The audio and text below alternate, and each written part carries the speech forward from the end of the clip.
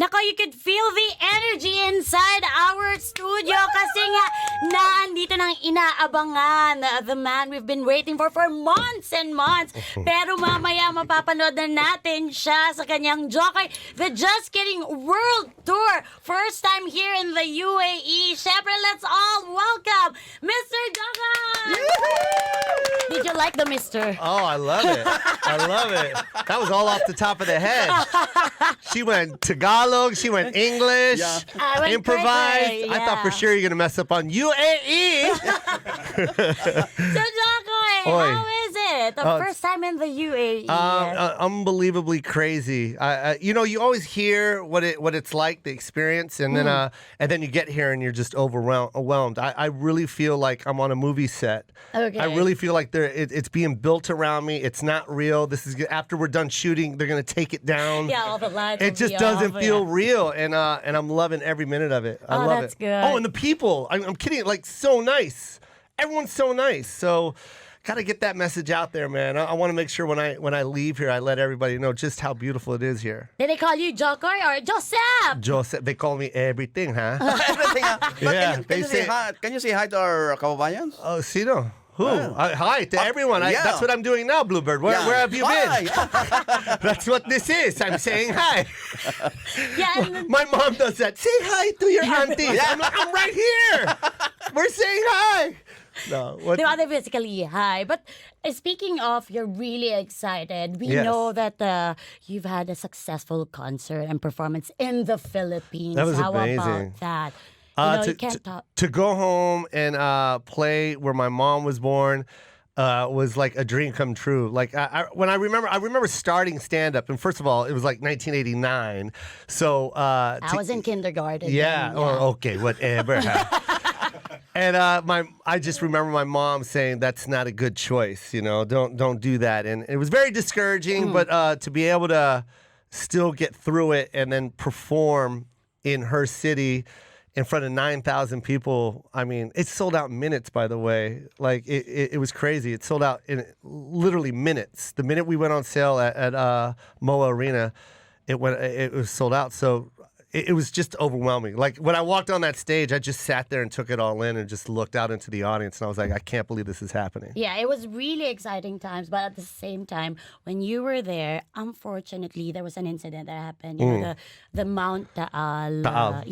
thing. So we just want to know, did that affect your performance at Oh, all? no. It didn't really affect, when you see stuff on the media, it always seems like everything is affected, and it seems worse than what it really is. It was 38 miles away from us. We did feel earthquakes. I swear, every hour on the hour, we felt it. We weren't allowed. I mean, we were allowed out, but I mean, the dust was so thick that you didn't want to inhale it, and they ran out of face masks, by the way. Yes, And what I'm getting at is Filipino, it takes a lot for Filipinos not to go to something. It's true. Yeah, like no one canceled. If that would have happened in LA, show would have been canceled. Filipinos are like, it's just a volcano. I mean, we already bought the ticket. I'm still going. Ash or no ash, I'm going, huh? And they came. Yeah, there was even a wedding that happened. It's like, Yeah, exactly. I was like, no. Yeah, and no, just I mean, I'm not trying to be funny about it. It was very serious what happened, and we're going to do our part to raise money, and we have already. Yes. My sister and I have we've already donated, and I want, that's not what it's about. I don't like telling people, but I do want to get that awareness out there as well. It's like get people to support and help Yes. those people that were unfortunately in that situation. Yeah, since we're already talking about the Philippines, your Filipino roots, out of the fun and crazy things that you've actually experienced from your Pinay mom. We've all experienced that. We have cray-cray moms, Pinay moms. Yeah, we want to know, what's the one thing that you've end up doing to your son? To my son, that's kind Yes. of like what my mom did. Yeah. Whenever we have family or whatever, I always want to make my son perform whatever it is that he's done. Like my son's into making music now, right? So every time someone comes over, I'm like, Joe, play that music that you make. That beat that you made. Play it. I know Play it, Joe. And it's like in my head, I'm like, this is my mom. My mom did the same thing when I was his age. Like, Joseph, dance for your aunties. Stand in front of the fireplace and dance. Come on. And so I'm becoming my mom, basically. Did he put you in the corner whenever you don't want to dance? Like, you don't want to dance? You don't Yeah, want to dance? you don't want to, huh? My mom would threaten with her face. I've said it on my special, but my mom was really good with the facial expressions. Yeah. And it was scary because she can go from very cute and pretty to like, I will rip your head off, huh? So I don't have that skill set that my mom Because had. you have a baby face. Oh, Jo you're Koy. so I sweet. think This one is too much, huh? No. You're Seriously. too much. Seriously. Yeah. So that's why you can't see whatever. I'm even if you're 70 years old, huh?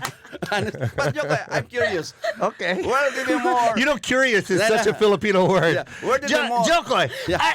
I'm curious. I'm curious about something. Let Yeah. me ask you what it is. Where did you more? Filipino funny? Do you like bogoong? No. Curiously, I just want to know. I'm just Do you like curious. patis? Curious. I'm just curious.